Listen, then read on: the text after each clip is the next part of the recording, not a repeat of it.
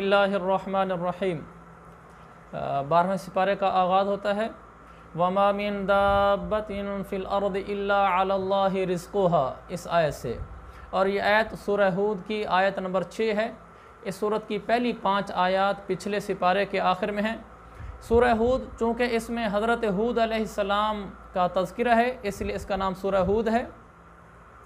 ये मक्की सूरत है।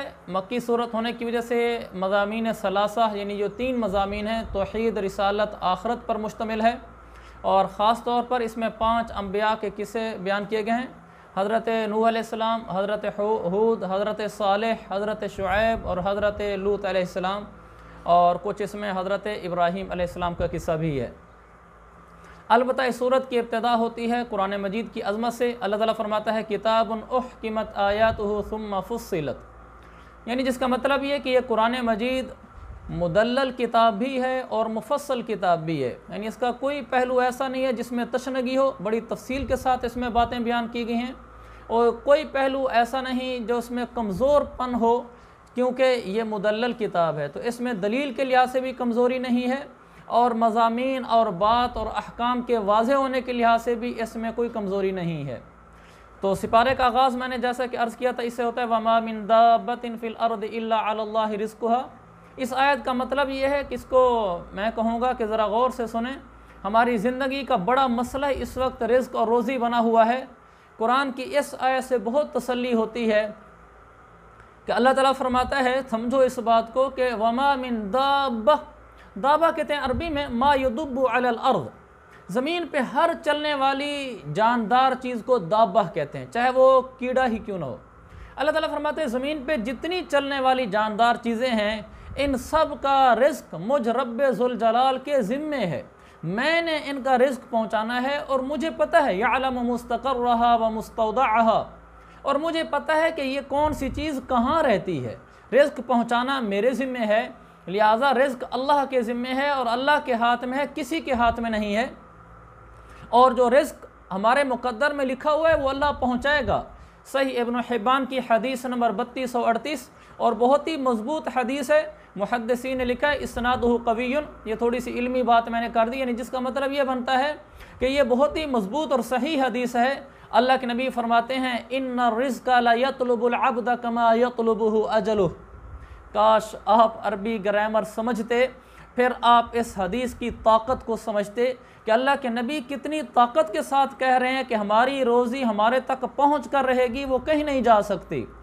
क्योंकि इन्ना में ताकीद, फिर लाम में ताकीद, इसमें खैर बहुत ज़्यादा मुअक्कद कलाम है जिसको उलमा जानते हैं, ये तफसील का वक्त नहीं है। खुलासा ये इस हदीस का, अल्लाह के नबी ने फरमाया बेशक बेशक बेशक रोज़ी इंसान को ऐसे ढूंढती है जैसे मौत आदमी को ढूंढती है। भला ये हो सकता है कि किसी आदमी की मौत उस तक ना पहुँचे, ऐसे ये भी नहीं हो सकता कि किसी आदमी की रोज़ी उस तक ना पहुँचे। लिहाजा तसल्ली रखनी चाहिए कि हमारे मुक़द्दर की रोज़ी हम तक ज़रूर पहुँचेगी। आगे एक आयत है वला इन अज़क़नल इंसान मिन्ना रहमा। इस आयत में एक बहुत खूबसूरत अमली पैगाम है। अल्लाह ताला इसमें हमारे साथ हमसे शिकवा करता है और उसके ज़िम्मन में अमली पैगाम देता है। इस आयत में अल्लाह ये कहता है कि मैं जब किसी इंसान को कोई नेमत देता हूँ, फिर उससे वो नेमत वापस ले लेता हूँ, तो फिर वो मेरा नाशुक्रा हो जाता है। यानी जिससे हमें अमली पैगाम ये मिलता है कि अगर अल्लाह की तरफ से हमें कोई नेमत मिले तो वो उसकी अमानत है, तो वो अपनी चीज़ जब चाहे वापस ले ले। हमें ये नहीं सोचना चाहिए कि अल्लाह ने ये नेमत और ये मेरे से अपनी फ़लानी रहमत क्यों हटा ली। तो अल्लाह के ऊपर अल्लाह की इंसान के ऊपर जितनी नेमतें हैं उसका मालिक अल्लाह है, जब चाहे ले ले। अल्लाह किसी इंसान से उसकी सेहत ले ले, उसकी औलाद ले ले, उसकी इज़्ज़त ले ले, उसका माल ले ले, ये उसकी चीज़ें, हमें नाशुक्रा नहीं होना चाहिए। यूँ समझना चाहिए कि अल्लाह की अमानत थी हमारे पास, अल्लाह ने वापस ले ली है।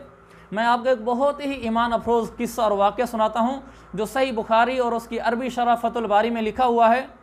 हाँ, सहाबिया का है। हज़रत उम्मे सुलैम रज़ियल्लाहु अन्हा ये सहाबिया हैं। तो इनके शोहर थे हज़रत अबू तलहा। तो इनका एक बच्चा था जिनका नाम था अबू उमैर। तो इनका बच्चा अबू उमैर दिन में इत्तेफाक से ये फ़ौत हो गया, और हज़रत उम्मे सुलैम के जो शोहर थे वो शोहर कहीं गए हुए थे, यानी घर में नहीं थे। جب شام کو آئے تو چونکہ بچہ فوت ہو چکا تھا تو انہوں نے بچے کو غسل دیا اور بچے کو کفن دیا اور ایک چارپائی پہ لٹا کے اوپر چادر ڈال دی۔ جب وہ رات کو آئے ان کے شوہر تو انہوں نے پوچھا کہ کیا حال ہے بچے کا، اس سے لگتا ہے کہ شاید وہ کچھ بیمار تھا، تو انہوں نے پوچھا کیا حال ہے بچے کا، تو کہنے لگی اب تو بالکل سکون معلوم ہوتا ہے۔ حالانکہ وہ فوت ہو چکا تھا تو سکون معلوم ہوتا ہے، اس جملے سے جھوٹ بھی نہیں ہوا اور ان کو پتہ بھی نہیں چلا کہ فوت ہو گیا ہے۔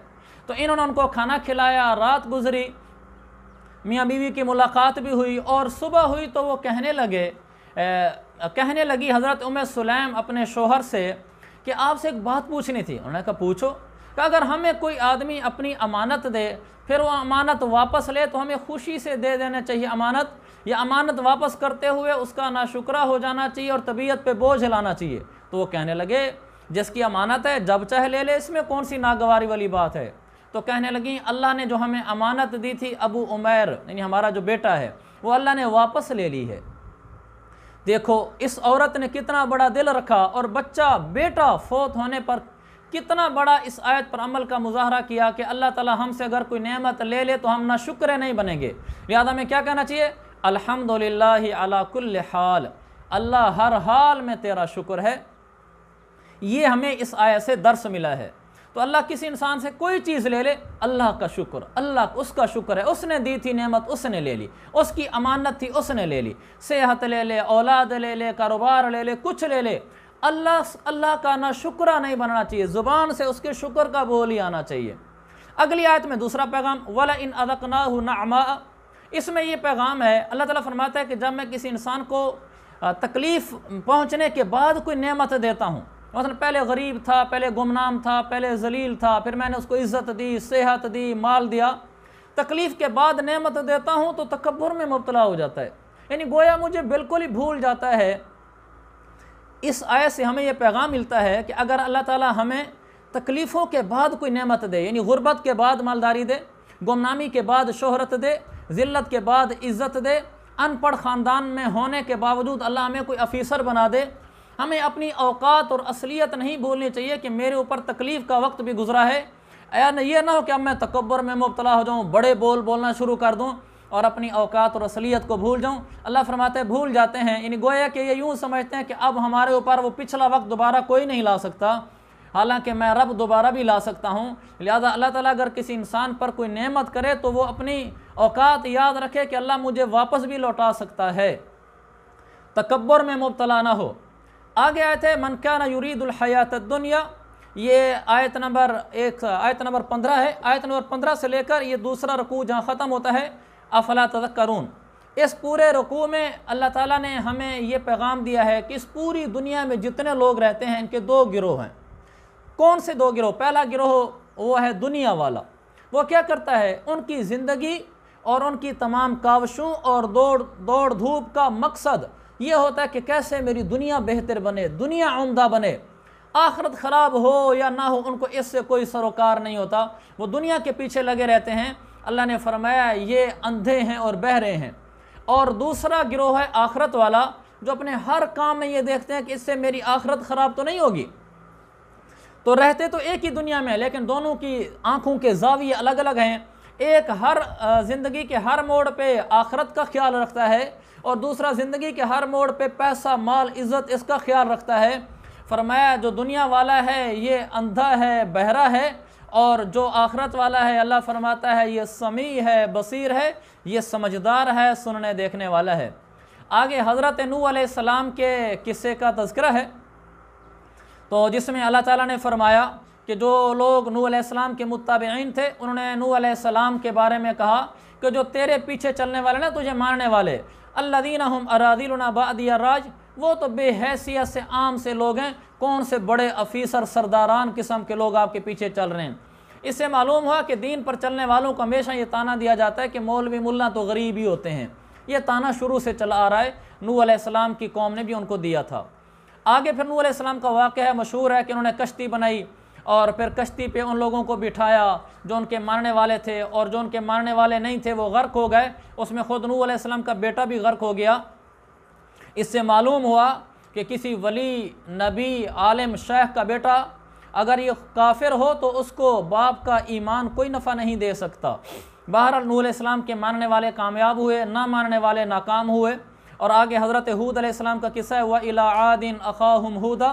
حضرت ہود علیہ السلام کی قوم تھی قوم عاد، یہ بت پرستی کے گناہ میں مبتلا تھی، پتھر تراشنے کے فن میں بڑی ماہر تھی، پتھر بڑے خوبصورت طریقے سے تراشتے تھے، تراشتے تراشتے بڑے اچھے بت بنا لیے تو انہی کی عبادت میں لگ گئے۔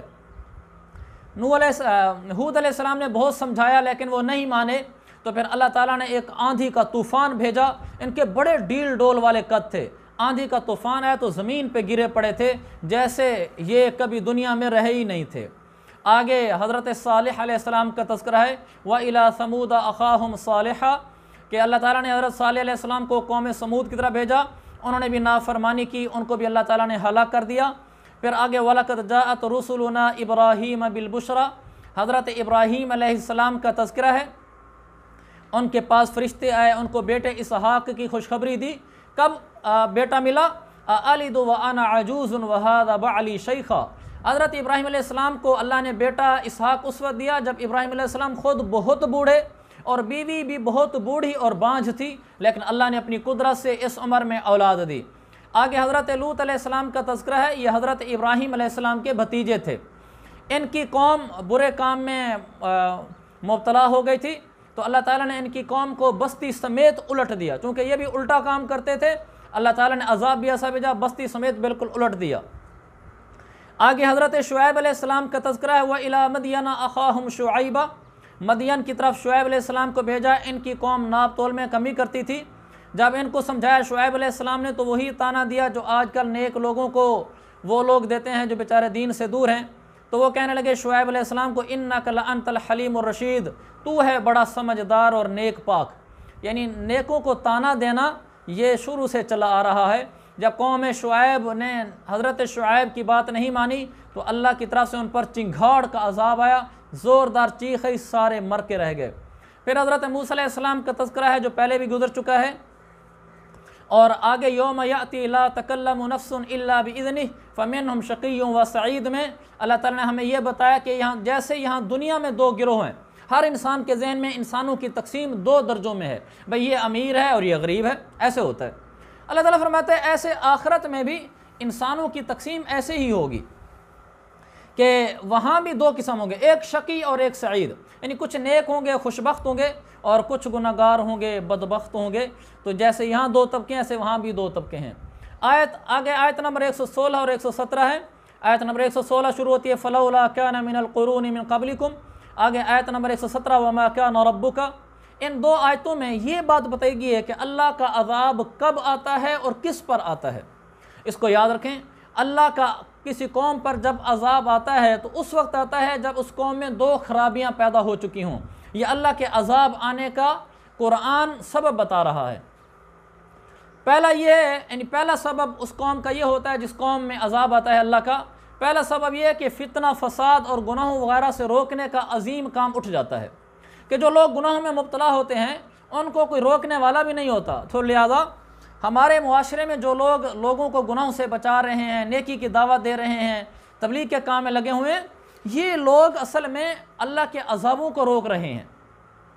اور دوسری وجہ جس کی وجہ سے گناہ آتا ہے، اللہ کا عذاب آتا ہے، لوگ ناجائز عیش پرستی اور گناہوں میں حد سے بڑھ کر جری ہو جاتے ہیں اور وہ نیک اور صحیح روش اور چلن سے بہت دور چلے جاتے ہیں۔ تو دو سبب ہوئے جس سے عذاب آتا ہے، نمبر ایک اس قوم اور ان لوگوں میں نیکی کا حکم کرنا اور برائی سے روکنا یہ اٹھ جاتا ہے، اور دوسرا وہ قوم خود بہت زیادہ گناہوں میں آگے بڑھ کر جری ہو چکے ہوتے ہیں۔ آگے سورہ یوسف ہے اور بڑی مشہور صورت ہے، سارے لوگ ہی اس صورت سے واقف ہیں۔ یہ صورت بھی حضور صلی اللہ علیہ وسلم کے سچے نبی ہونے کی بڑی کھلی دلیل اور منہ بولتا ثبوت ہے۔ وہ اس طرح کہ یہودیوں نے مکہ کے کافروں کے ذریعے سے رسول پاک صلی اللہ علیہ وسلم سے ایک سوال کروایا تھا، سوال تو تین تھے، ان میں سے ایک یہ بھی تھا، یہ سوال کروایا تھا کہ ان سے پوچھو یوسف حضرت محمد مصطفیٰ صلی اللہ علیہ وسلم سے کہ بنی اسرائیل تو فلسطین میں رہنے والے تھے، یہ مصر میں آ کر کیسے آباد ہوئے؟ تو یہودیوں کا خیال تھا کہ حضور علیہ السلام کے پاس یہ تو نہ کتاب پڑھے ہوئے ہیں، یعنی آپ نے کوئی کتابوں کے مطالعے نہیں کیے، اور نہ ان کا کوئی استاد ہے، تو ان کو تاریخ کے پچھلے اوراق کا کیسے پتہ چلے گا؟ لہذا جس سے ہم ان کے خلاف پروپیگنڈا شروع کر دیں گے کہ یہ نبی ہی ٹھیک نہیں ہے۔ اللہ نے میرے نبی پر پورا واقعہ سورہ یوسف میں اتار دیا، جس سے پتہ چلا کہ بنی اسرائیل شام سے مصر کیسے ہے۔ بنی اسرائیل کو یہ کیا چیز ہے؟ اسرائیل حضرت یعقوب علیہ السلام کا نام ہے۔ تو حضرت یعقوب علیہ السلام کے 12 بیٹے تھے، تو بنو اسرائیل کا مطلب ہوا یعقوب علیہ السلام کے بیٹے۔ تو یعقوب علیہ السلام اصل میں فلسطین میں رہتے تھے، پھر ان کے بیٹے حضرت یوسف ہیں، آپ سب جانتے ہیں ان کے واقعے کو کہ ان کے بھائیوں نے کنویں میں ڈال دیا، وہاں سے وہ لوگ لے گئے اور مصر میں جا کر بیچ دیا، پھر وہ مصر میں بادشاہ بنے۔ جب بادشاہ بنے تو انہوں نے اپنے والد حضرت یعقوب اور اپنے بھائیوں کو بلوایا، تو جب یعقوب علیہ السلام یعنی حضرت اسرائیل علیہ السلام جب یہ شام فلسطین سے سفر کر کے مصر پہنچے اپنے بیٹوں سمیت، تو پھر وہیں رہنا شروع کر دیا تھا۔ جب وہیں رہنا شروع کر دیا تھا تو حضرت اسرائیل کے بیٹے وہاں بسنے شروع ہو گئے، تو بنو اسرائیل کا لفظ بنا، جس کی وجہ سے یہ حضرت یوسف علیہ السلام کے بلانے کی وجہ سے فلسطین سے مصر میں پہنچے تھے، اور پھر وہاں مصر میں زندگی گزاری، سارے وہیں رہے۔ تو یہ وجہ ہے بنو اسرائیل کے فلسطین سے مصر میں منتقل ہونے کی۔ یہ واقعہ سنایا تو میرے نبی کا سچا نبی ہونا سب پر کھل گیا، اور ذرا بھی شک نہیں رہا کہ آپ سچے نبی ہیں۔ حیرت کی بات تو یہ ہے کہ خود یہودی پریشان ہو گئے کہ یہ ہم سے بھی زیادہ جانتے ہیں، کیونکہ جو انہوں نے پڑھا ہوا تھا اللہ کے نبی نے اس سے بھی زیادہ بتایا۔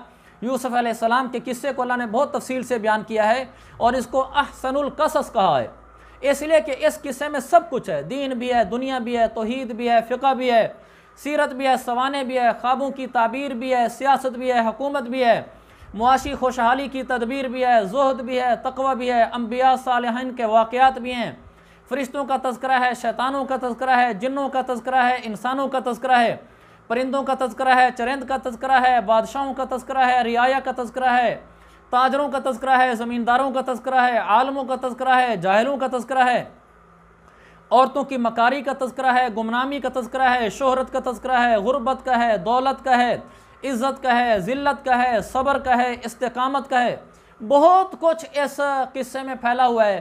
گویا کہ زندگی کا ہر باب اس میں بڑے مرتب طریقے سے موجود ہے۔ اللہ نے کہا احسن القصص، سب سے بہترین قصہ ہے۔ اب یہ قصہ تو آپ سب کو معلوم ہے، میں قصے کو کوئی زیادہ تفصیل سے نہیں بیان کرنا چاہوں گا، مختصراً پھر بھی بتا دیتا ہوں۔ میں اصل میں اس قصے سے جو ہمیں درس اور عملی پیغامات ملتے ہیں میں وہ بتاؤں گا۔ مثلا قصہ مختصر یہ ہے کہ حضرت یعقوب علیہ السلام فلسطین میں رہتے تھے، تو ان کے بیٹے تھے، تو ان بیٹوں میں سے جو حضرت یوسف علیہ السلام چھوٹے تھے، یہ حضرت یعقوب کو بڑے پسند تھے۔ تو حضرت یعقوب کے بیٹے ان حضرت یوسف کے بھائی ان کو لے گئے بہانے سے، اور جا کر وہاں کنویں میں ڈال دیا۔ پھر گھر آ کر والد کو کہا کہ ان کو بھیڑیا کھا گیا ہے، تو ان کے والد نے صبر سے کام لیا۔ پھر ایک قافلہ آیا، انہوں نے یوسف علیہ السلام کو کنویں سے نکالا، مصر میں جا کر بیچ دیا۔ مصر میں عزیز مصر یعنی وزیر خزانہ نے ان کو خرید لیا۔ یہ پھر بچپن سے بڑے ہو گئے، بالغ ہو گئے، تو عزیز مصر کی بیوی نے ان کو برائی کی دعوت دی، انہوں نے وہ برائی نہیں کی، چونکہ نبی تھے، نبی گناہوں سے پاک ہوتے ہیں۔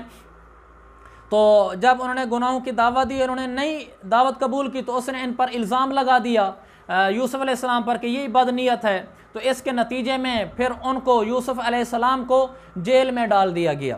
تو جیل میں یہ پہنچ گئے، یہاں تک 12واں سپارہ ختم ہوتا ہے، اور پھر آگے 13ویں سپارے میں آگا، پھر وہیں عرض کروں گا۔ اب یہ میں نے موٹا سا قصہ بتایا ہے، اس میں درس کیا ملتے ہیں؟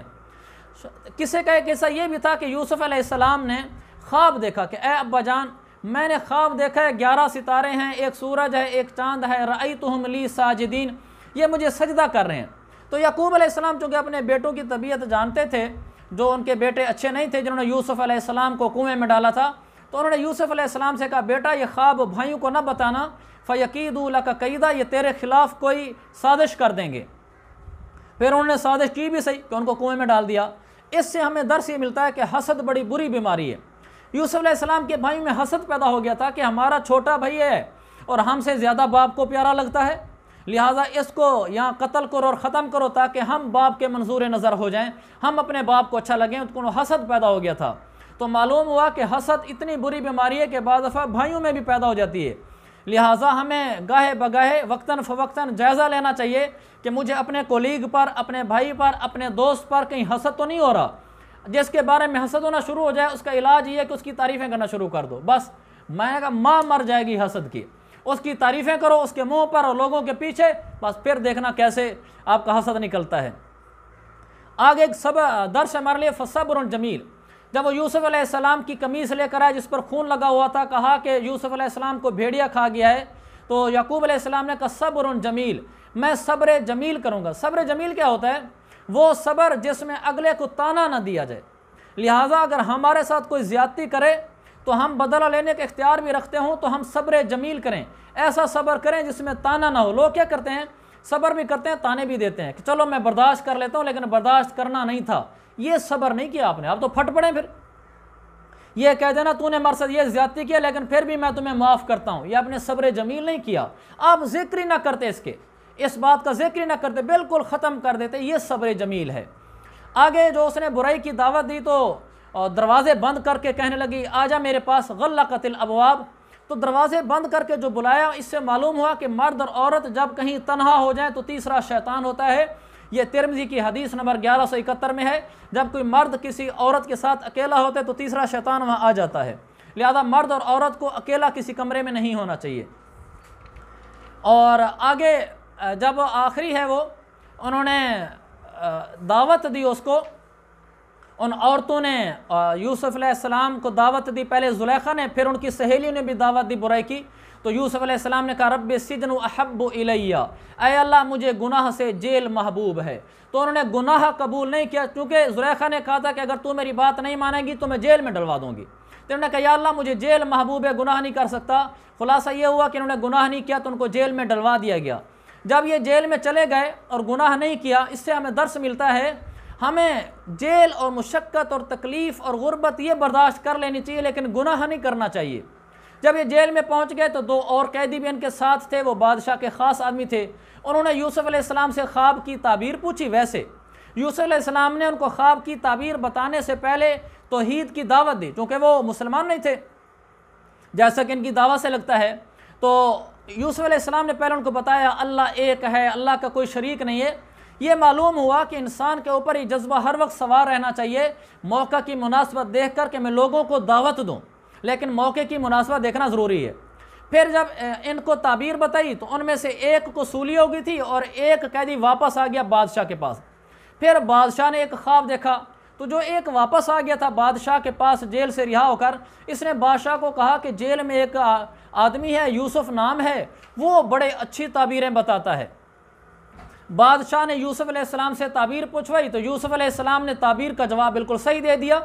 بادشاہ بڑے خوش ہوا، تو بادشاہ نے کہا کہ اس کو بلواؤ میرے پاس، میں اس کو اپنے پاس رکھوں گا، اس کو عزت دوں گا۔ تو یوسف علیہ السلام کو جب بلانے کے لیے آیا کہ بادشاہ بلا رہا ہے، یوسف علیہ السلام نے کہا نہیں میں نہیں جاتا، ارجع الی ربک، پہلے جاؤ بادشاہ کے پاس، اس سے پوچھو کہ میرے اوپر جو تہمت لگی تھی کہ میں بدنیت تھا، پہلے اس معاملے کا کیا ہوا، پہلے اس معاملے کو کلیئر کرو کہ میرا قصور نہیں تھا، میں پھر باہر نکلوں گا۔ اس سے ہمیں یہ درس ملا ہے کہ انسان کو اپنے آپ کو تہمت کی جگہ سے بچانا چاہیے، یہ کہنا چاہیے، اپنے آپ کو خیال کرنا چاہیے کہ میں کہیں تہمت والی جگہ پہ نہ جاؤں کہ میرے اوپر تہمتیں لگیں، یہ نہیں کہنا چاہیے جی میرا تو معاملہ اللہ کے ساتھ صاف ہے، بس لوگ جو کہتے ہیں کہتے رہیں، ایسا نہ کرے۔ یوسف علیہ السلام نے ایسے نہیں کیا، تو اپنے آپ کو تہمت کی جگہ سے بچانا چاہیے۔ یوسف علیہ السلام نے پہلے تہمت صاف کروائی اور پھر جیل سے باہر بادشاہ کے پاس تشریف لے گئے۔ اللہ تعالی ہمیں عمل کی توفیق عطا فرمائے۔ وآخر دعوانا ان الحمد للہ رب العالمین۔